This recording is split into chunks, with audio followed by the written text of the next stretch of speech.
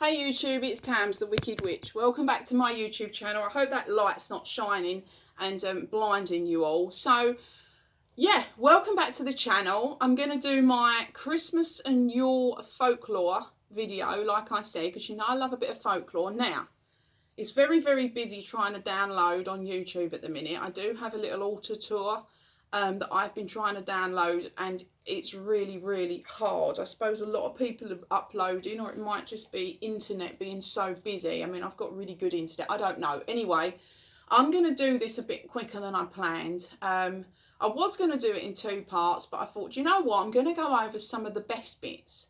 The best bits of Christmas and Yule folklore that I think you might find interesting that you might not know. You might know it already, and if you do, well, I can't help that. So if you're new to the channel, thank you for watching. Please give us a thumbs up and please subscribe. It really helps. And to everybody else, thank you for sticking around and waiting. I'm going to put my Yule and winter solstice video out in the next day, all depending on how long it takes to download. So I'm going to stop rambling about all of that, and I'm going to start with a little bit of folklore for you. So I'm going to start with Father Christmas because, you know, I'm a big Father Christmas fan. I hope I'm level.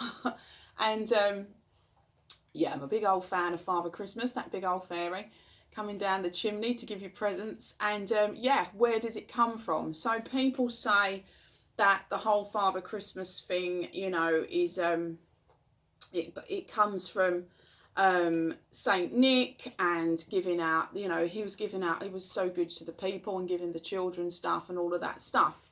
But this is older than that. It's really old, and this is my belief and many other people's belief. But this is Nordic, you know. We're going into Odin territory. If you don't know who Odin is, which I'm sure you all do if you're on this channel, but Odin is the Norse god of war and the All-Father, as they call him. And Odin, at this time, the winter solstice time, would ride an 8-legged horse called Sleipnir across the sky in the wild hunt and come down to earth, and he would deliver presents, perhaps not all in the shape of actual presents, but in the maybe like swords and gifts of that kind, and then gifts for the children, and also gifts of life, gifts of courage, gifts of strength, gifts of knowledge, that kind of God type giving gifts, you know. And Sleipnir was obviously could fly. He had 8 legs, and he would fly Odin on that wild hunt and then down to earth to do all of this at this time of the year.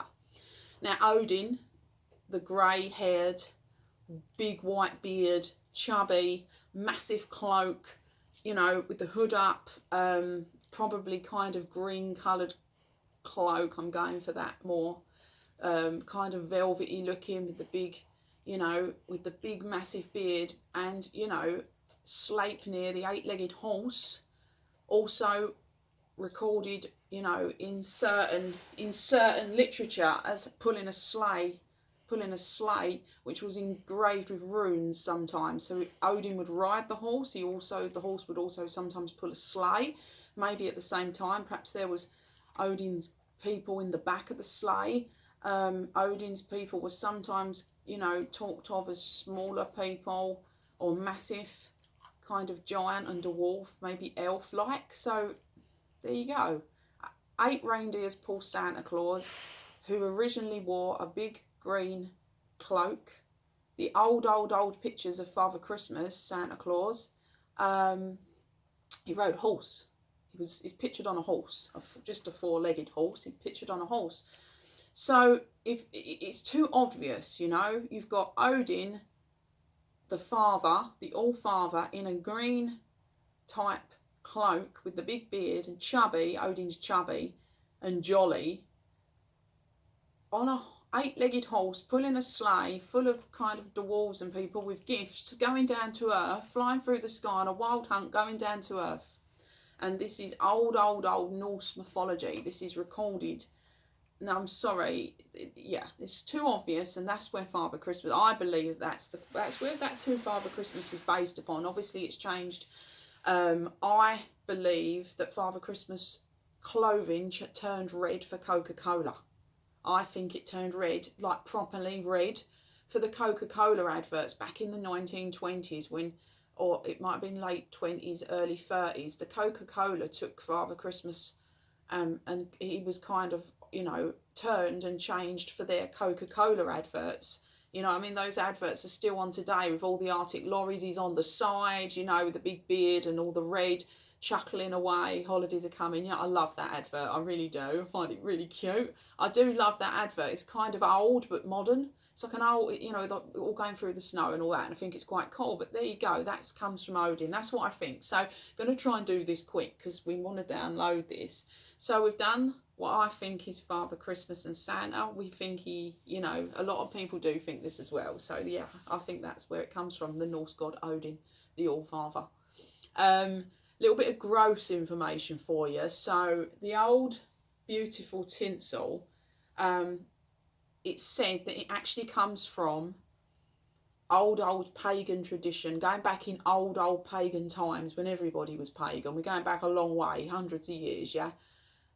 They would take the intestines of animals, because remember, they hunted and killed animals, and they would use everything. They didn't waste nothing. They couldn't afford to. They would use everything, and they used to take the intestines, because they used them for all sorts of things, and they would drape them around the fir trees outside their house to dry. Now, obviously, it's winter, things are going to start glistening, you know, like your garden does with the kind of cold weather and your frost or your ice or whatever, and it would glisten, and that is where the idea of tinsel come from. Now, I also think as well that this could have been warding off evil.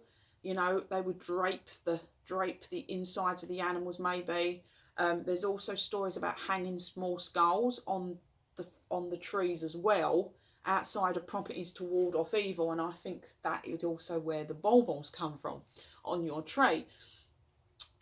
Christmas trees. So Christmas trees are always associated with Germany. Oh yes, 16th century Germany. No, that's wrong. Pagan people would bring, and it's documented, they have information on this, that they would bring a tree in the winter so that the nature spirits didn't get cold. And they would bring a tree in for them to obviously be inside and be able to stay warm. And there is also, I also read, and I can't remember how far back or how it was documented, that they would also put candles on their trees. And that is where, I mean, I don't have any candle lights on mine, and I mean, some people may still put real ones on, but that would be like a major fire hazard nowadays, wouldn't it? But in those days, you may have had like a little light type, and that's where the candles being on the tree is where obviously our lights come from around the tree. But that was also pagan. That was a pagan tradition, you know. So before it was all Christianized and made Christmas, before it was all Christmas stuff, this was all pagan tradition and what they did. So yeah, so a little bit of Christmas tree information for you. I'm just trying to think. So we've done Odin and we've done the Christmas trees. So also Christmas carols, yeah. So the Holly and the Ivy is a pagan song, and it isn't all of the words that we know as the Holly and the Ivy. And I'm not going to sing it, don't panic, and I'm not going to go over the whole song. And I also didn't write it down, but it obviously has the same kind of rhythm and the same kind of words, but it's obviously pagan. And it's not a Christmas carol, it's a pagan song that's been stolen and altered again. A lot of our beautiful traditions and ways of our people were taken and Christianized, and obviously paganism was removed because it was classed as this dreadful thing, and they wanted in the Christian concept took over, and the Christian influence just removed everything, and that is it. But it's still there, you know. So we've got Norse. We're going into Nordic, you know, Norse mythology. Odin is obviously Father Christmas. That's just so obvious, and I just love it, and I love reading it all, and it's so cute, and the 8-legged horse Sleipnir, and it's just lovely. 8 reindeers, pulling a sleigh, big chubby guy, beard. Obvious, you know. I still do think that Coca-Cola took the green cloak away and made him red. Other people might dispute that. I have seen him green in the 1900s pictures, still green. He wasn't riding the horse like he was in the sort of before Victorian times. He was still pictured on a horse, Santa, but he was still green in the 1900s. So I do think that Coca-Cola made him red. That's my opinion on that. Yeah, so many, obviously, you know, so many lovely things. I mean, yeah, every country's going to have its own, you know, its own folklore and mythology for certain things, but this all stems back to pagan times and pagan people. I can't quite remember. There's a couple of countries where they kind of got like a female, like a divine feminine version of like Santa, and I can't remember her name. One of the main ones. She's in green, and she's you know, almost like the Baba Yaga figure in a pestle and mortar, but she's kind of I can't think of her name. It will come to me later, and I'll have to write it on the bottom. But she's giving out gifts to the children, you know. So every country's got its own stories for this time of year. But if you actually think about it, it does all date back to paganism. So with it 11 minutes, we haven't really covered very much. You know, with the Yule log, obviously, that's a massive pagan deal for people. Going and choosing the log and bringing it in. If you've got a fireplace, brilliant. Or if you've got a little log candle set up, my mum's got that. She lights that. I don't have anywhere to put a log, so I don't have one. But there is quite a lot of wood in this house, so we just have to have candles near, you know, I've got bits of wood on the table and that. So you just have to make do with what you can if you can't do it. But again, lots of people will buy the traditional chocolate Yule log. That's all comes from pagan times when people would choose the Yule log. They would also, pagan people would take branches of the fir type trees that we use for Christmas trees, and they would drape around their houses, and the decorating was actually done to remind them that spring was coming, you know, to just remind them that there was warmer times coming. And they would do that, and obviously now you'll see it in a lot of people actually buy just the pieces. They don't have the whole tree, they buy the pieces and they mount them with lights, and it does all look pretty. Now before I go, because I really don't think I can go over 15 minutes on this video because it will never download. If I can come up with enough to do another one, I'll do another video with some more stuff. I'm trying now to think. This is stuff that I talk about all the time, so I didn't make any notes. I didn't think I'd need them because I yabber on about all this all the time. It does excite me, a bit of folklore, but if I can think of enough stuff to make another video, I will, because I don't feel like I've covered much. But I just want to tell you about trees. I really don't like Christmas trees. I think it's cruel. Okay, I could never ever remove a tree or cut a tree.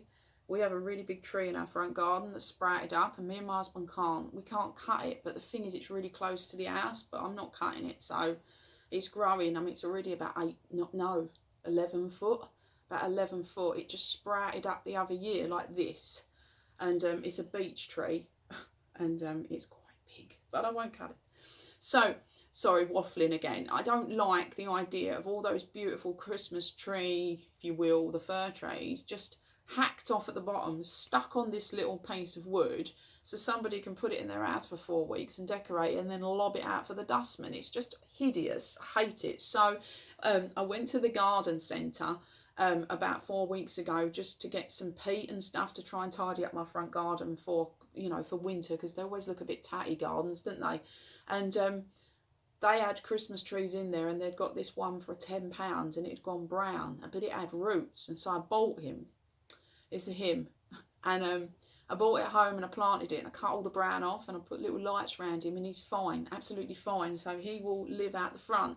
Yeah, I really dislike, if you can buy a tree with roots, like my mum and dad, they had a tree the other year and it had roots and they're still growing it. I think 2015 they got that tree, and it's still potted, but I wouldn't buy one without roots. I think it's really gross. But yeah. Yeah, Christmas trees, not actually a German thing. from the 16th century. It's a pagan thing from hundreds and hundreds and hundreds and hundreds of years ago. For the little nature spirits to keep warm. I think that's lovely. Yeah, so I really hope you've enjoyed this video. Might be another one, we'll see. If you did enjoy it, sorry, please give us a thumbs up, and yeah, subscribe to the channel. I'll see you real soon with some more jabber. And yeah, take care of yourself. See you later on. Ta-da.